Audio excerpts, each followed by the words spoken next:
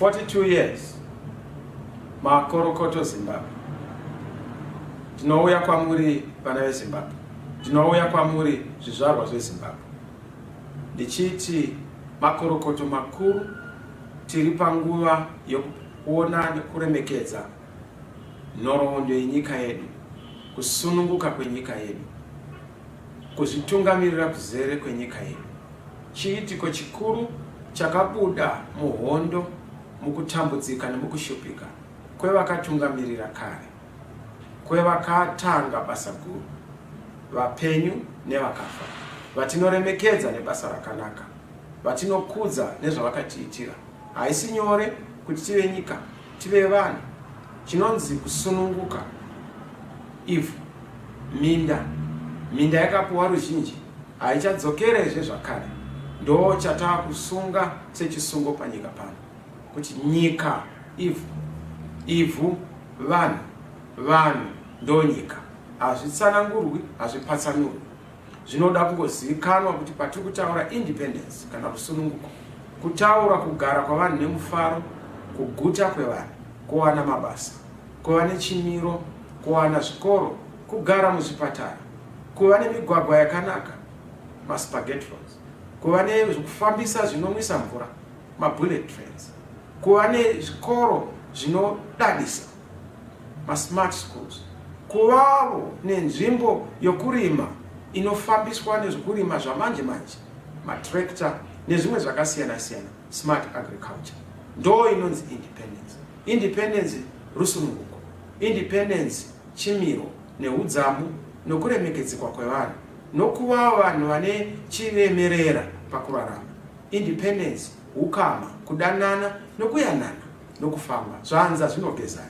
Independence zvinoreva kubatana pamwe chete nokufambisa zvinhu, kuva nesarudzo dziri pachena, makwikwi kana sarudzo, ma-elections achifamba zvakanaka, pasina anobiridzira mumwe, anouraya mumwe, anoponda mumwe, nokuti zvakafira madzitateguru edu rugare, runyararo, kufamba zvakanaka, ibudiriro, isimba revanhu kuti vange vachiti kuvatungamiriri, fambai zvakadai, itai zvakadai.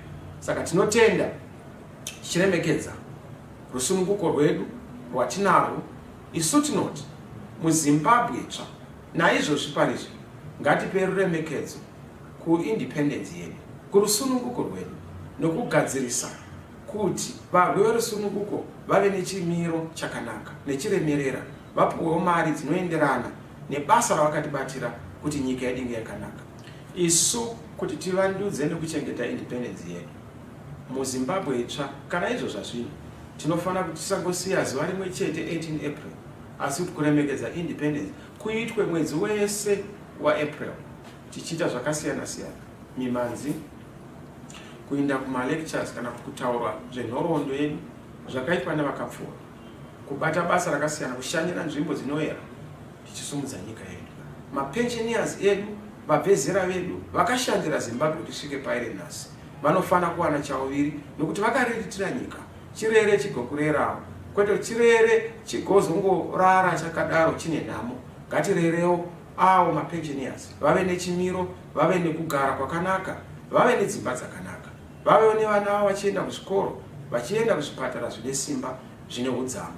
Zvese izvi tinozviti ndo kuvaka independence. Independence kurangarira muzvikoro zvedu, kudzidzisa vana nezve rusununguko rwedu, kuti vana vasakanganwa chanezuro nehope, nokuti rusununguko runoda kutovhurirwa maziso, rwochengetwa, nokuti ivhu ratinaro rine unogona kuda kuyazoritora, asi tinofana kurichengetedza chipi nechipi, mita to millimeter. Tinofana kuchengetedza ivhu, dombo nedombo, grain by grain. Tinofana kuchengetedza ivhu redu nokuti nderedu. Vakapuwa minda vachibata basa, vane minda vachichengeta minda. Torimira nyika kuti tikunde. Tinozviziva kuti nyika ibudirire, vene vayo. Tinozviziva kuti nyika isumuke, inakiswe, vene vayo. Nyika inonakiswa nevene vayo, asiwo nyika inogona kudhakiswa nevene vayo. Isi tiri kuti tose paindependence tirangarire basa ratinaro rokunyoresa kuvhota, rokubatana pamwe chete, kuti munhu nemunhu zita rako ripa voters form, ukwanise kuva nepfuti yerusununguko inovavhoti. takaita pfuti tichida kutsvaga rusununguko tikaenda kuMozambique kuyambuka nyika, asi pari zvino kwakuva nevhoti ndo yava pfuti itsva isina mheremhere, isina kupokana, ine runyararo nokubatana pamwe chete. Tosunungura nyika yedu, Zimbabwe yofamba zvakanaka, tova nemabasa, tova nerugare, tova nekugara kwakanaka, mapurisa edu ogara ane mufaro achitambira mari yakanaka, achishandirawo pakanaka, masoja edu ane mufaro achibata basa rokutidzivirira nekutichengeta, tova neuto rakasimba rinogara richichengetedzwa rine mufaro, tova nemanesi nemadhokta ane homwe inofema ine simba nokuti chiripo kuchengetedza independence yedu kuti ive nechirevo kuna ani nani. Murimi wobata basa wokunda nyika yedu ichienda mberi. Vechidiki moziva kuti mawana mabasa, vese madzimai moziva kuti magara mune kodzero dzenyu neruremekedzo rwekodzero dzakasiyana siyana mudzimba, mumhuri, muwanano nemukurarama, kuti zvinhu zvese nekugara runaka zvifambe zvakanaka. Independence, makorokoto Zimbabwe, mufaro, rugare, kubudirira, kuendeka, kuyanana, asi zvose izvi zvinochengetedzwa newe neni tichienda kunonyoresa kuvhota nokuzovhota patichazi tivhoti, nokuti chinonzi independence kuvhota, chinonzi independence kudzivirira nyika yako, chinonzi independence kugadzirisa nyika yako, kugeza nyika kana ichinge yasviba, kuenda uchinozora mafuta nyika kana yoparuka chiso chayo. Independence ndiwe ndini ngatibata. Mwari vakomborere Zimbabwe.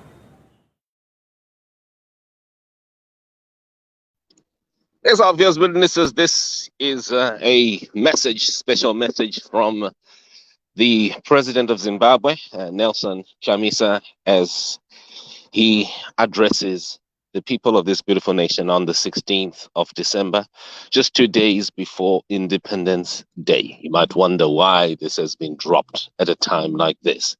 Well, the president is preparing the nation, as you can see. And just to read a few comments here before we do a short replay, and then we will shut. Some people have asked questions there. Why are you calling him president? Ko azoita president kupi? Well, you do not need to even guess that he is president. Yongo usingazvizere kuti ndi president. Tiri kutaura panapa kwete zvepartisanship. Tiri kutaura zvinhu zvebumbiro remutemo reZimbabwe. President munhu akasarudzwa nevanhu veZimbabwe. Izvo zvaatongori izvozvizvi. President weZimbabwe. And someone would ask there, he will be president. I got some people there. Someone typed there and said he's going to be president now. He's already president. You do not wait for criminals to call you president.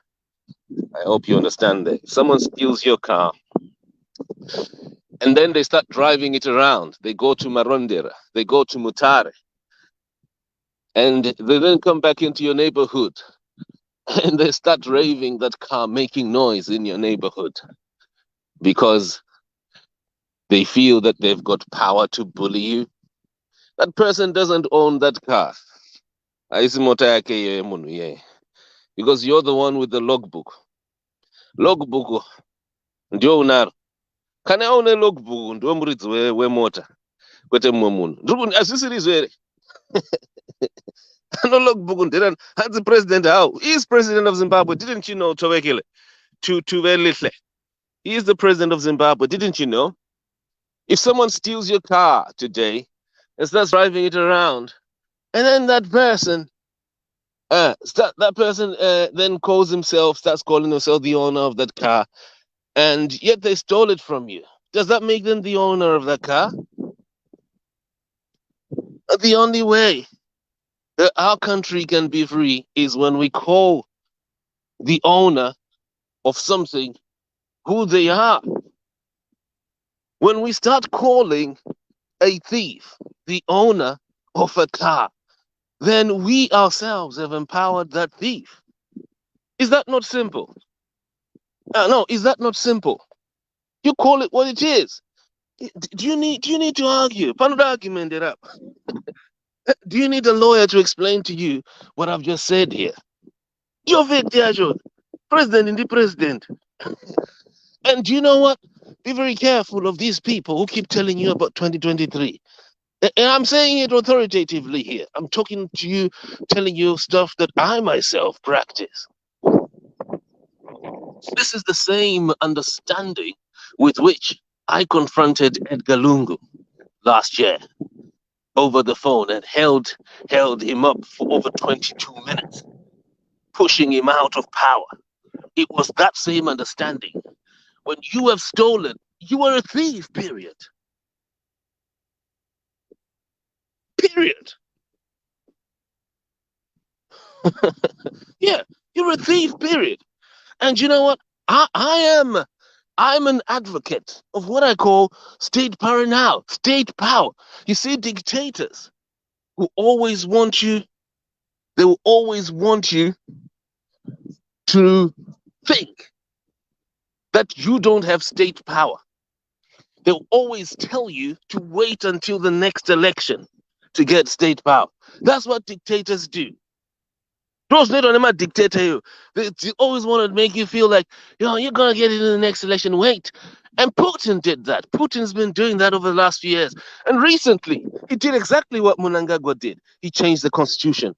And now you can only remove Putin in 2032. So it's gonna take another 10 years to remove him. That's what dictators do. So these people who tell you, wait until 2023, they are a bunch of liars. They are agents. Knowingly or unknowingly, wittingly or unwittingly. The only people who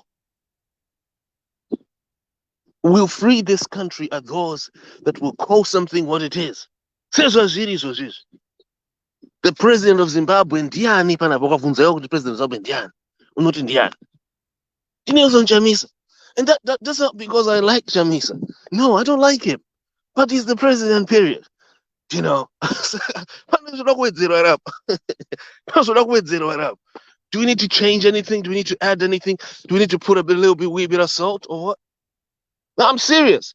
Because there are some of these people, who've just come from nowhere.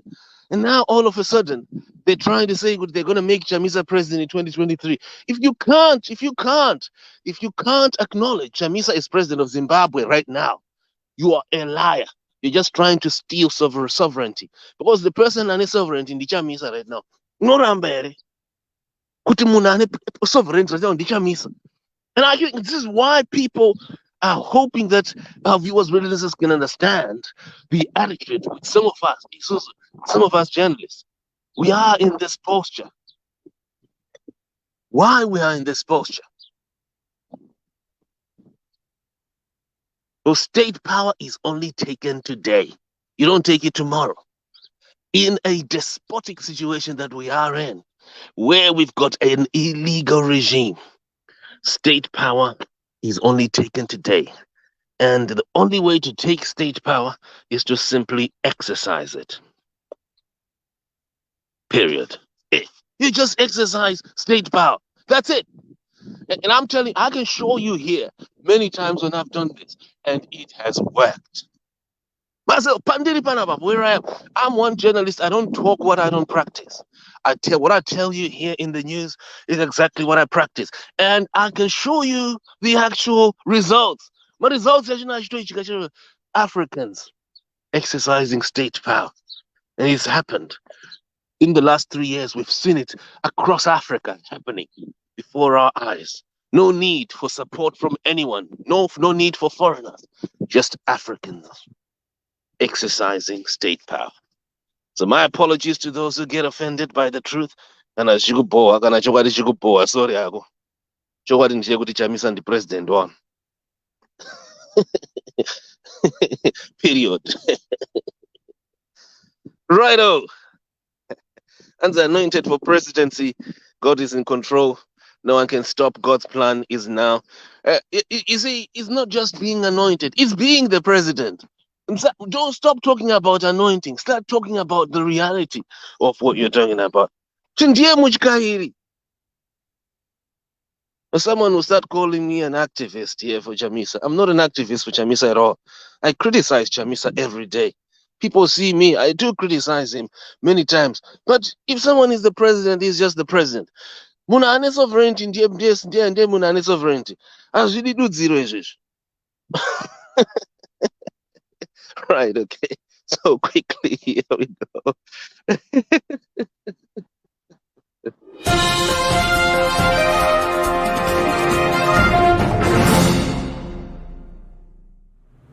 42 years, makorokoto Zimbabwe. Tinouya kwamuri vana veZimbabwe. Tinouya kwamuri zvizvarwa zveZimbabwe. Ndichiti makorokoto makuru tiri panguva yokuona nekuremekedza nhoroondo yenyika yedu, kusununguka kwenyika yedu, kuzvitungamirira kuzere kwenyika yedu. Chiitiko chikuru chakabuda muhondo, mukutambudzika nemukushupika kwevakatungamirira kare, kwevakatanga basa guru, vapenyu nevakafa, vatinoremekedza nebasa rakanaka, vatinokudza nezvavakatiitira. Haisi nyore kuti tive nyika, tive vanhu. Chinonzi kusununguka. Ivhu, minda yakapuwa ruzhinji haichadzokerezve zvakare. Ndo chatakusunga sechisungo panyika pano, kuti nyika ivhu, vanhu ndo nyika. Hazvitsanangurwi, hazvipatsanurwi. Zvinoda kungozivikanwa kuti patiri kutaura independence kana kusununguka, kutaura kugara kwavanhu nemufaro, kuguta kwevanhu, kuwana mabasa, kuva nechimiro, kuwana zvikoro, kugara muzvipatara, kuva nemigwagwa yakanaka, maspaghetti roads, kuva nezvekufambisa zvinomwisa mvura, mabullet trains, kuva nezvikoro zvinodadisa, masmart schools, kuvawo nenzvimbo yokurima inofambiswa nezvekurima zvamanje manje, matrekta nezvimwe zvakasiyana siyana, smart agriculture. Ndo inonzi independence. Independence rusununguko. Independence chimiro neudzamu nokuremekedzwa kwevanhu, nokuva vanhu vane chiremerera pakurarama. Independence ukama, kudanana nokuyanana nokufamba zvanza zvinogezana. Independence zvinoreva kubatana pamwe chete nokufambisa zvinhu, kuva nesarudzo dziri pachena, makwikwi kana sarudzo, ma-elections achifamba zvakanaka, pasina anobiridzira mumwe, anouraya mumwe, anoponda mumwe, nokuti zvakafira madzitateguru edu rugare, runyararo, kufamba zvakanaka. Ibudiriro, isimba revanhu kuti vange vachiti kuvatungamiriri, fambai zvakadai, itai zvakadai. Saka tinotenda tichiremekedza rusununguko rwedu rwatinarwo.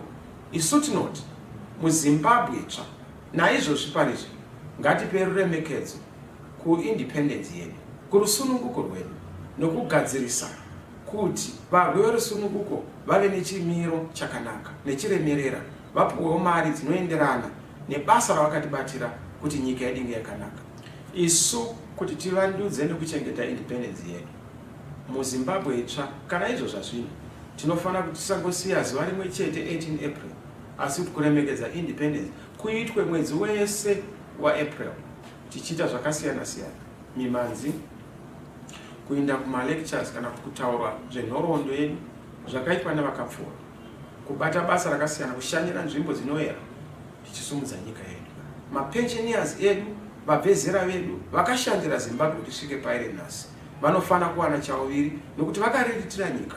Chirere chigokurerawo, kwete chirere chigozongorara chakadaro chine nhamo. Ngatirerewo avo mapensioners vave nechimiro, vave nekugara kwakanaka, vave nedzimba dzakanaka, vavewo nevana vavo vachienda kuzvikoro, vachienda kuzvipatara zvine simba, zvine udzamu. Zvese izvi tinoti ndo kuvaka independence. Independence kurangarira muzvikoro zvedu, kudzidzisa vana nezve rusununguko rwedu, kuti vana vasakanganwa chane zuro nehope, nokuti rusununguko runoda kutovhurirwa maziso, rwochengetwa, nokuti ivhu ratinaro rine unogona kuda kuyazoritora, asi tinofana kurichengetedza chipi nechipi, mita to millimeter. Tinofana kuchengetedza ivhu, dombo nedombo, grain by grain. Tinofana kuchengetedza ivhu redu nokuti nderedu. Vakapuwa minda vachibata basa, vane minda vachichengeta minda, torimira nyika kuti tikunde. Tinozviziva kuti nyika ibudirire, vene vayo. Tinozviziva kuti nyika isumuke, inakiswe, vene vayo. Nyika inonakiswa nevene vayo, asiwo nyika inogona kudhakiswa nevene vayo. Isi tiri kuti tose paindependence tirangarire basa ratinaro rokunyoresa kuvhota, rokubatana pamwe chete kuti munhu nemunhu zita rako repa voters form ukwanise kuva nepfuti yerusununguko inova vhoti. Takaita pfuti tichida kutsvaga rusununguko tikaenda kuMozambique kuyambuka nyika, asi pari zvino kwakuva nevhoti ndo yava pfuti itsva isina mheremhere, isina kupokana, ine runyararo nokubatana pamwe chete. Tosunungura nyika yedu, Zimbabwe yofamba zvakanaka, tova nemabasa, tova nerugare, tova nekugara kwakanaka. Mapurisa edu ogara ane mufaro achitambira mari yakanaka, achishandirawo pakanaka. Masoja edu ane mufaro achibata basa rokutidzivirira nekutichengeta. Tova neuto rakasimba rinogara richichengetedzwa rine mufaro. Tova nemanesi nemadhokta ane homwe inofema, ine simba, nokuti chiripo kuchengetedza independence yedu kuti ive nechirevo kuna ani nani. Murimi wobata basa wokunda, nyika yedu ichienda mberi. Vechidiki moziva kuti mawana mabasa, vese madzimai moziva kuti magara mune kodzero dzenyu neruremekedzo rwekodzero dzakasiyana siyana mudzimba, mumhuri, muwanano nemukurarama, kuti zvinhu zvese nekugara naka zvifambe zvakanaka. Independence, makorokoto Zimbabwe, mufaro, rugare, kubudirira, kuendeka, kuyanana.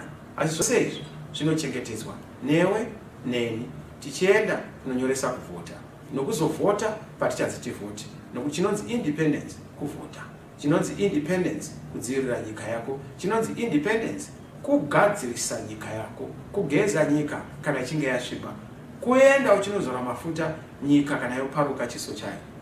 Independence ndiwe ndini, ngatibatane. Mwari vakomborere Zimbabwe.